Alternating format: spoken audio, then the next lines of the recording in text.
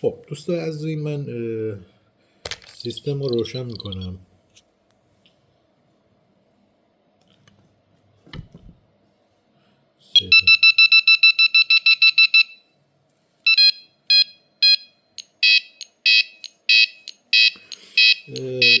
بعد از پیام سلام و خوش آمدگویی ما گرنبالانس رو داریم که با محیط خودش رو وقف بده. میتونیم یه وقفه بهش بدیم با عرض کنم خدمتون که محیط خودش رو بالانس کنه. در حال حاضر ما دیدیم که عددهایی که اینجا ما در اصل مانیتور میبینیم نزدیک به صفر هستن. حالا ما تو قسمت یونیاب که توضیح دادم خدمتتون، ببینید یه LED هست اینجا به صورت سبز رنگ روشن میشه. من هرچقدر این ولوم به سمت راست هدایت میکنم این LED پررنگ میشه. ما حالا بخوایم تنظیم کنیم میتونیم این LED رو بیاریم تا جایی که یه عدد به ما بده. یه بوق کوتاه پخش میکنه. ما یه بار دیگه اینو تست میکنیم ببینیم یه عدد به ما میده. ما وقتی که اون عدد اونجا در اصل دیدیم میتونیم یه نمه این حساسیت کمتر کنیم که ببینید این LED یه حالت کم نور روشن بمونه. ما الان یه تحریکی برای این کار با یه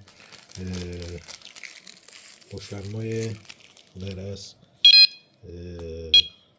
باردار شده شما میبینید که این عدد که به ما میده عدد بزرگتر و فعالیتش هم نشون میده. LED هم روشن خاموش میشه. حالا ما تو قسمت های این تست انجام دادیم.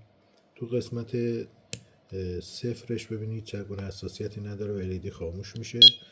تو حالت های ما این LED رو روشن داریم، تو صفر خاموش داریم و تو حالت یک هم ما میتونیم به صورت محدود از این قابلیت بهره ببریم. حالا ما چون شرایطمون در حال حاضر امکان تستای گوناگون در شرکت نداریم، ما به همین صورت با تستی که انجام دادم از این بخش گذر میکنیم و بخش دوممون که برای میدانیاب هست، ما توی LCD هم که اگه متوجه بشید اینجا ما باتری رو داریم 11 ولت داخلی، بالانسمون صفره و حساسیت هایی که ما اعمال کردیم فعلا تو حالت صفره و اینجا ما پرانتزی که داریم مربوط به یونیاب و میدانیاب فرکانسیه که اینجا هر موقع این سیستم فعالیت داشت اینجا به ما نشون میده که چه نوع سیستمی روی کار هست. بعد تو قسمت ولوم حساسیت برای میدانیاب ما سلکتورمون اول تو حالت صفر قرار میدیم. ولومی که اینجا ما داریم ما ولوم رو زیاد میکنیم. عددی که حاصل میشه اینجا ما عدد رو باید ببینیم. ما میتونیم یه عدد ثابت مثلا 50 تا بهش عدد بدیم برای اینکه برای فلزات ریز برای تو اعماق به ما جواب بده. میتونیم ما یه عدد مثلا 50 بهش اعمال کنیم، یه عدد کوچیک. خب پس وقتی ما یه میدانی رو بهش اعمال میکنیم، ببینیم من یه دریل شارژی دارم اینجا که با دریل میدانی که اینجا حاصل میشه الان تقریبا 19,000 عدده. این عدده رو من میتونم در اصل عددی که من قبل کار بهش دادم و از عدد اصلی کم کنم و اون عدد واقعی رو من حساب کنم. حالا ما عرض کردیم اول عرایزمون، ببین عددی که ما بهش میدیم یه عددیه که اول کار چون دستگاه سیستمش حساسیت کار رو دوچندان کنه اینجا ما یه عدد اولیه بهش میدیم و حساسیتی که ما بهش اعمال کردیم از این یه حساسیت مجازی در است و فعالیتش هم اینجا به ما به عنوان نشانه اینجا نشون میده که الان میدانیاب فعال است. حالا من اگه باز یونیاب فعال کنم دوتا قابلیت اونجا برای من نشون داده میشه. ببین هم لول ها حرکت میکنن هم داخل پرانتزا تو اون لول ها با هم در اصل فعالیت میکنن. حالا باز من این میدان رو باز تزریق میکنم. ببینید باز اون 19,000 ما اونجا عددش رو داریم. حالا قطع میکنم. ما میتونیم این عددی که اینجا دادیم هم تو آستانه تنظیم کنیم و عدد رو صفر در نظر بگیریم. ما هر چقدر تو این ورژن ها ما بخوایم میتونیم به این سیستم عدد بدیم.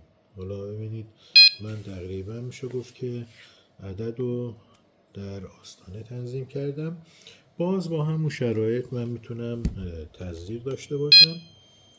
عددی که حاصل میشه همون عدده. ببینید ما چه تو آستانه تنظیم کرده باشیم، یعنی عدد صفر باشه و چه عدد بهش بدیم، ما عددی که حاصل میشه عددمون در تقریبا در اصل عدد یکیه. ولی با اون اوصاف تو بعضی از شرایط که ما ولوم کم میکنیم مجبوراً باید عدد واقعی رو از اون عددی که ما بهش اعمال کردیم در اصل حساب کتاب کنیم، عدد تزریق رو به و اعمال شده رو از عدد بزرگتر و عدد واقعی کم کنیم.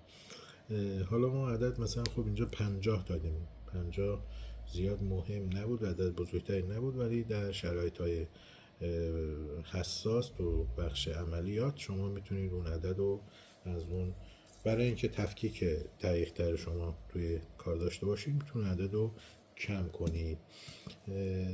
برای اینکه شما کار رو محدود کنید میتونید از دو روش استفاده کنید. روش اول استفاده از سلکتورها. برای سلکتور مثلا H میره متوسط کار و عدد 1 میاد برای در اصل نقطه زنی.